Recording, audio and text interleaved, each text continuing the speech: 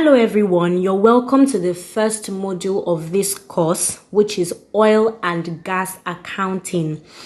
And in this first lesson, we're going to be doing an introduction to the oil and gas industry. Under that, we're going to have an overview of the oil and gas value chain. We're going to look at the characteristics of the industry, and we're going to look at regulatory bodies and frameworks. The oil and gas industry is a major global industry encompassing the processes of finding, extracting, transporting, refining, and marketing oil and natural gas. It is typically divided into three segments: upstream, which involves exploration and production; midstream, which involves transportation; and downstream, which involves refining and distribution. The industry plays a crucial role in the global economy, supplying energy for transportation, electricity, and manufacturing, as well as being a key ingredient in many everyday products. The oil and gas industry is broken down into three main segments: upstream, midstream, and downstream. Now let's look at the upstream. Upstream businesses consist of companies involved in the exploration and production of oil and gas. These are the firms that search the world for reservoirs of the raw materials and then drill to extract that material. These companies are often known as E&P, meaning exploration and production. The upstream segment is characterized by high risks, high investment capital, and extended duration as it takes time to locate and drill, as well as being technologically intensive. Virtually all cash flow and income statement line items of E&P companies are directly related to oil and gas production. E&P companies do not usually own their drilling equipment or employ a drilling rig staff.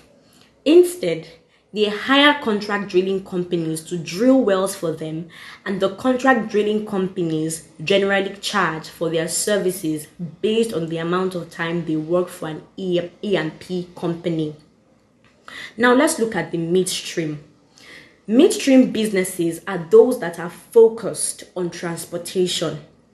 They are the ones responsible for moving the extracted raw materials to refineries to process the oil and gas.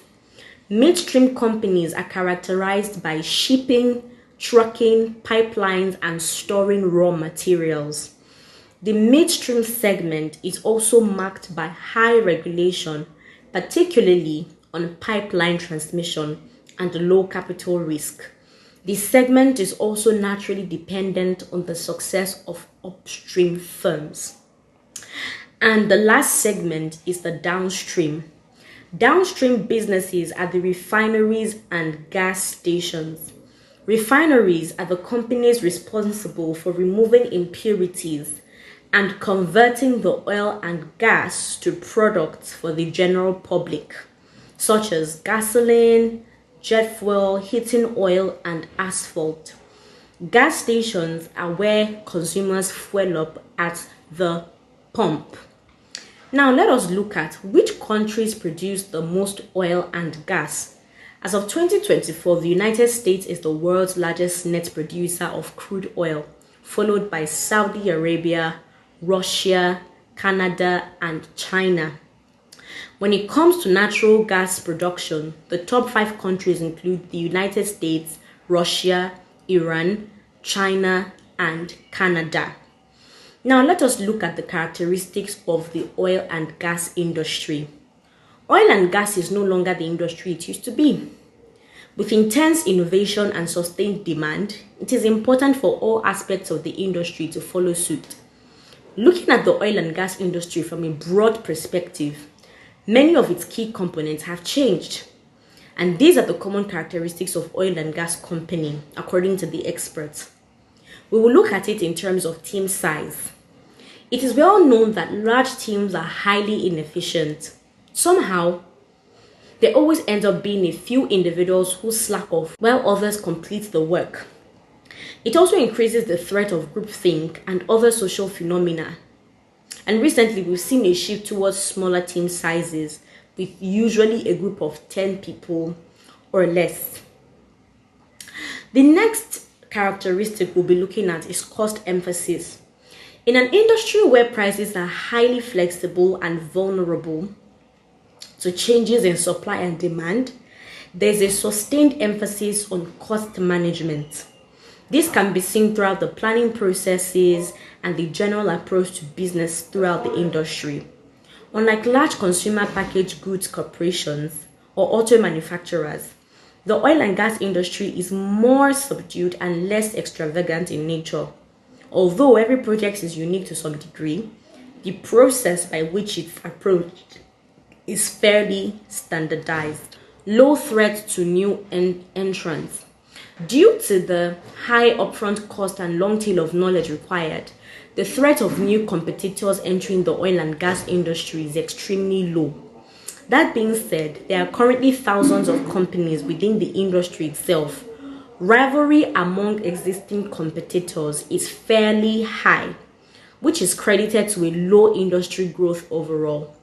The growth rates the industry has experienced is shared among all these competitors, leading to a smaller size of growth for each. Still on the characteristics of the industry, we have high capital costs and risks. And this is because it includes upfront investments, geological uncertainty, long project life cycles, meaning that the industry requires massive upfront investments in exploration, drilling, infrastructure, and equipment. In terms of geological uncertainty, finding and extracting oil and gas involves significant geological risk, meaning there is no guarantee of success. And in terms of long project cycles, projects can take years to develop and produce, requiring long-term financing and planning. Now, there are also environmental concerns and regulations. Under that, we have pollution and greenhouse gases. The industry's activities include extraction, refining, and transportation, and it can lead to pollution and greenhouse gas emissions. Environmental regulations. Governments impose strict environmental regulations to minimize pollution and protect ecosystems.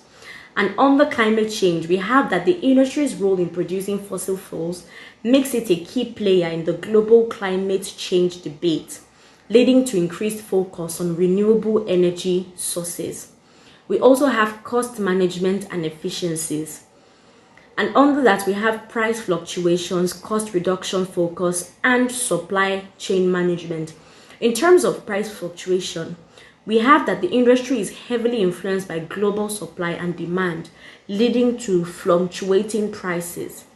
Under cost and reduction focus, companies must constantly find ways to reduce costs, improve efficiency, and optimize operations to remain competitive. Under the supply chain management, efficient management of the global supply chain is crucial for minimizing costs and ensuring timely delivery. The fourth is technological innovation. Technological advancements. New technologies such as advanced drilling techniques and data analytics are constantly being developed to improve efficiency and explore new resources. Under digital transformation, we have that the industry is increasingly embracing digital technologies to improve data management, automate processes, and enhance decision making. Then we have globalized supply chain. The oil and gas industry operates on a global scale with resources being extracted and transported across continents. Managing the complex logistics of transporting oil and gas from one extraction site to refineries and consumers is a major challenge. Companies often form partnerships and collaborate across the supply chain to share expertise and resources. Now, let us look at the regulatory bodies and frameworks in the oil and gas industry. The primary regulatory bodies in the Nigerian oil and gas industry are the Nigerian Upstream Petroleum Regulatory Commission, the NUPRC, and the Nigerian Midstream and Downstream Petroleum Regulatory Authority, the NMDPRA. The NUPRC oversees upstream operations, while the NMDPRA manages midstream and downstream activities. Additionally, the Ministry of Petroleum Resources sets policies, and the Nigerian National Petroleum Commission, NNPC, manages operations. We will stop here for today. It's important that you look through the lecture notes to see their responsibilities and key functions and other things that were not mentioned in detail in this teaching. And in the next video, we will be looking at accounting methods in oil and gas. Thank you for watching this video, and see you in module 2. Bye for now.